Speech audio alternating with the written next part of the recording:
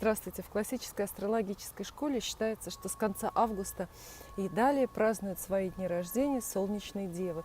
Дорогие представители знака, я вас всех поздравляю и хочу вам немножко про вас рассказать сегодня, а может быть напомнить.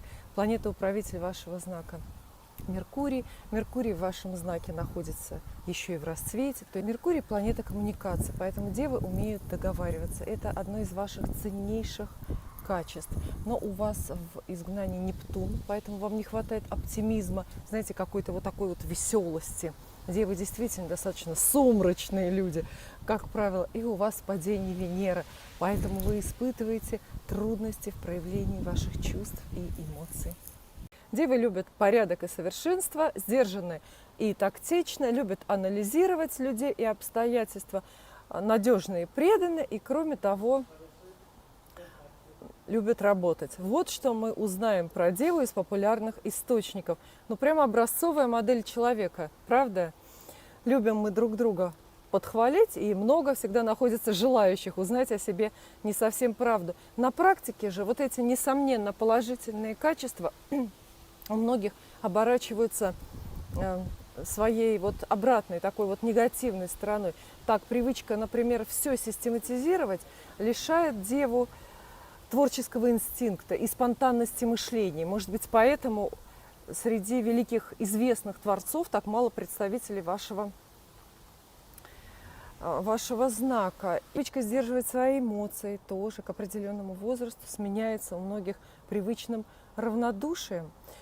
Кроме того, девы могут очень и очень долго, детально обдумывать свои жизненные планы и в итоге так и не сдвинуться с места. Ну а потребность быть для всех надежными делает деву часто суетливой, беспокойной, не дает расслабиться. Ну и, конечно же, всем известна придирчивость, требовательность девы к себе и, конечно же, к окружающим людям. Это известное ваше свойство, ваше качество. Интересно про деву то, что вас выдают больше, чем представители каких-то других знаков, ваши бытовые привычки. Если кто-то сидит за идеально чистым, пустым рабочим столом, это непременно дева. Если кто-то застегнут на все пуговицы в отглаженной рубашечке, строго по размеру, это тоже, скорее всего, дева. Ну и человек, который 20 лет ходит на одну и ту же работу, по одной и той же дороге, тоже с большой вероятностью окажется девой. Мужчины и женщины-девы, безусловно, похожи, но стоит помнить о том, что одно и то же качество характера у женщин и мужчин выглядит по-разному и воспринимается окружающими по-разному. Так, например, некая инертность и тяга к стабильности у женщины всегда уместна, а у мужчины это бывает похоже на недостаток мужественности, на недостаток храбрости. Кроме того, девы имеют очень острый аналитический ум. И вот такие вот ищущие мозги девы должны быть всегда заняты. И вот у женщины, как правило, это получается. А мужчина, дева, если не находит достойного применения для своей светлой головы, он впадает в крайности, начинает занимать себя самыми пустыми вещами, вплоть до отгадывания кроссвордов. Ну и здесь же, кстати, могут появиться, к сожалению, вредные привычки. Сегодня посмотрим, как же уживаются эти земные люди-анализаторы со своими соседями по зодиакальному поясу. Первый любимый сосед девы – это, конечно же, весы. Почему любимый? Потому что девы с весами удивительно похожи. Это как раз тот случай, когда соседствующие знаки как бы вот плавно перетекают один в другой и друг в друга. Вот эта карта оракула Симбалон, которая имеет соответствие девы весы, называется «Повседневная жизнь». И она говорит о том, что многое деву с весами связывает. Получится и семью построить, и бизнес сделать. Потому что девы с весами похожи. Вот мотивы и скорость исполнения у поступков разная у вас, но в финале какой-то средний выбор в жизни девы и весы делают одинаковые. Но карта все-таки, видите, называется «Повседневная жизнь». Это такие серые будни, которые вас связывают. Если вы оба преданы семье, работе, делу общему, то у вас действительно все получится. Есть опасность очень сильно заскучать, но тем не менее это такое вот плодотворное сотрудничество, удовлетворяющее обоих. Поэтому девы, весов себе в партнеры по жизни, по бизнесу, по браку смело выбирайте. Считается, что достаточно трудный союз Девы и Скорпиона бывает отработкой кармы. Поэтому, если вы в таких отношениях находитесь, и они вам не очень нравятся, не спешите винить себя. Очень может быть, что это звезды вмешались в вашу историю. Посмотрите, карта Оракула называется «Самобичевание». Вот уж насколько разные люди, Девы и Скорпионы. И здесь снова вода и камень, стихии и проза, лед и пламень. Разные люди, разные эмоциональные реакции, разные даже жизненные ценности у вас. Но есть одно общее, что объединяет Деву и Скорпиона. И это знаете что? Это критичность, критическое отношение к себе до самобичевания и требовательность к другим до тирании. А в финале видите, что получается? Считается, что в союзе Девы и Скорпиона каждый из партнеров считает, что большего, лучшего просто недостоин и постоянно оплакивает свой собственный выбор и себя за этот выбор вот так вот как-то наказывает. На самом деле единственный взрослый рациональный выход из такой ситуации, если уж вы оказались в таком союзе, это пытаться что-то исправить с двух сторон, какими-то совместными усилиями выращивать рациональные отношения и чувства, эмоции. Нет смысла оплакивать то, что случилось, потому что выросло, то выросло. В любом случае, союз этот крайне проблемный, как вы поняли. Поэтому, если вы пока выбираете, то не выбирайте. Дева и Стрелец, посмотрите, это союз проповедника и судьи. Инквизиция карта называется. И по названию понятен смысл этой карты. Считается, что партнеры упрекают друг друга бесконечно и бесконечно друг на друга перекладывают ответственность.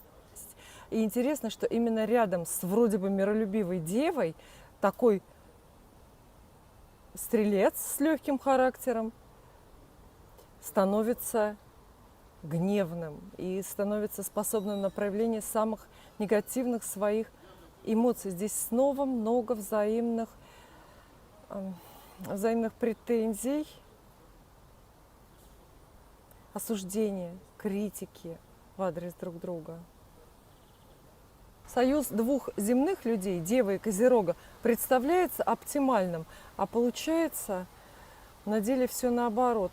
Сильная заземленность партнеров, похожих партнеров, создает новое качество – страх.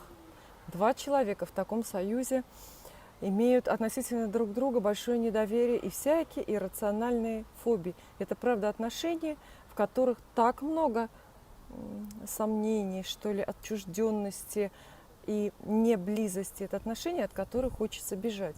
Тот самый вооруженный нейтралитет, пожалуй, который в делах, в бизнесе где-то может быть допустим и иногда даже нужен. Но в любви и для построения семьи это совершенно недопустимо, потому что зачем вот вам дома что-то пугающее? Семейные отношения вот такого рода. Совсем уж неплодотворный союз, неразрешимый экзистенциальный конфликт, конфликт свободы и порядка ждет Деву в отношениях с Водолеем. Посмотрите, карта Оракула называется Фурия. Это карающая богиня. В таких отношениях рано или поздно, и даже скорее рано, кто-то кого-то выставит за дверь со скандалом, с неизбежным. У партнеров будут провоцироваться друг на друга очень сильные негативные эмоции, вплоть до ярости и вплоть до желания даже отомстить иногда. То есть отношения деловые, творческие или романтические всегда находятся, отношения Девы и Водолея всегда находятся на грани разрыва, а иногда и за гранью. Но хочу я вам вот что сказать. Не спешите со всех ног вот так вот бежать от любого Водолея, который вам встретится, потому что травмирующий разрыв иногда нужен нам. для той же самой отработки кармы, для того, чтобы лучше узнать себя или в конце концов выпустить пар, иметь какую-то разрядку. Только надолго не задерживайтесь в таких отношениях, потому что это чревато будет уже разрушением личности. Девы и рыбы занимают полярные секторы эклиптики, соответственно, люди, они полярные, очень-очень не похожи, но мирные. И чтобы хорошо вместе уживаться в бизнесе или в семье, им приходится немножко лгать себе, немножко лгать партнеру, притворство, причем масштабы обмана или самообмана здесь совсем не важны. Важно то, что каждый из партнеров считает себя немножко умнее другого, и с этим вполне можно мириться, с этим вообще можно как-то прожить, но будьте осторожны, особенно в бизнесе, потому что обман и есть обман. Карта оракула. Дева рыбы. Видите, она так и называется. Обман и картинка здесь соответствующая. Когда встречаются Дева и Овен, получается, согласно указаниям оракула, вот что единорог. Единорог – это символ всего чистого и светлого, но отношения скорее проблемные получаются здесь, потому что слишком уж разные встречаются люди с очень разной скоростью реакции. Поэтому пока Дева думает, Овен уже устает ждать. На самом деле бизнес, семью, творчество эта пара построить может. Вопрос только в том, чтобы вовремя и очень четко и по-честному определить цели, сделать вот этот план и строго-строго его придерживаться, потому что союз может быть плодотворным благодаря честности, открытости, упорству обоих партнеров. Главное, чтобы не было заблуждений друг относительно друга, планов общих и личных. Два земных человека, Телец и Дева, имеют все шансы неплохо продержаться вместе, потому что имеют общие цели, как правило, эти цели сугубо материальные. Но из-за собственнических наклонностей обоих партнеров такой союз может выглядеть как несколько зацикленный, что ли, с излишней привязанностью.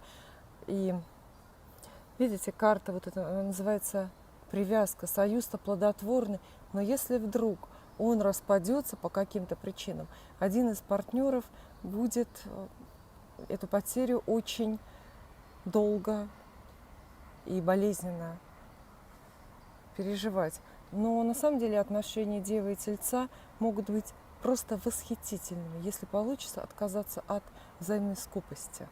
Если изначально дать себе установку на то, чтобы радостнее отдавать, нежели получать чувства, эмоции, вообще любые другие ресурсы от партнера. Дева с близнецами в сумме дают проверенное, выверенное партнерство, то есть любовь с расчетом, любовь по брачному договору. Чувства здесь всегда сильно на втором плане, потому что оба партнера имеют планету управителя Меркурий, поэтому у них всегда ясная голова, и у Девы, и у близнецов. И, конечно, присутствует всегда стратегия, выверенность. Карта, по-моему, так и называется, стратегия. Для деловых отношений союз практически идеальный. Видите, видно даже по картинке, что удастся заработать Деве с близнецами вместе. Но для любви это тоже все хорошо, для построения семьи. Не нужно, наверное, особенно зацикливаться на вот такой провальной эмоциональной стороне союза и иметь общие цели, по-честному к ним относиться. Много хлопот и забот предполагает союз Девы и Рака. Посмотрите, какая идиллическая картинка, забота карта называется. Но на самом деле не все так безобидно. Это сильно неравные отношения, в которых один принимает на себя роль матери, а другой притворяется или является беспомощным, отказывается от своего мнения, по большому счету отказывается от себя и от своего будущего, принимают вот эту заботу и опеку. То есть со стороны опекающего идет такая жертвенность, самоотречение, а со стороны другого, в общем-то, тоже жертва-то не меньше на самом деле. Поэтому для любых партнерских отношений, если вы на них ориентированы, такой союз плохой, ну так себе вариант. Отношения Девы и Льва выглядят достаточно безрадостными, но тем не менее вполне допустимыми. Дело в том, что рядом с Девой Лев вынужден постоянно любыми средствами привлекать к себе внимание. И иногда даже притворяться больным. Ну, то есть притворяться как бы слабее, чем он есть на самом деле. Для того, чтобы иметь вот от Девы признание какое-то. Карта называется «Больной король». И считается, что в союзе Девы и Льва все будет хорошо в периоды болезней и бедности.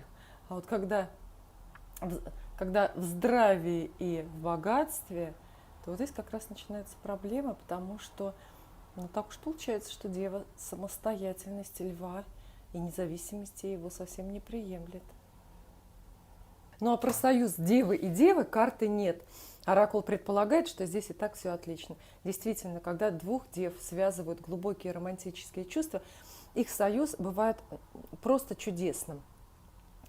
Два человека друг друга как бы обтесывают, потому что и тот, и другой критически, взаимно критически настроены, и в то же время радостно эту критику воспринимают и меняются. Поэтому Дева рядом с Девой традиционно становится лучше.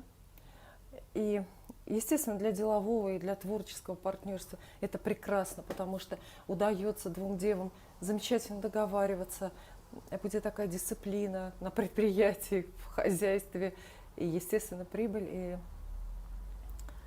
плодотворное сотрудничество, что называется. Для построения семьи схема, в общем-то, та же. Единственная проблема – это, конечно, чувство. Две девы, то есть две личности очень-очень сдержанные в проявлении чувств и эмоций.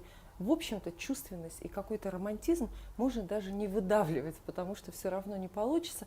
Но это надо принять как данность и ориентироваться на какие-то другие ценности и добродетели. Спасибо.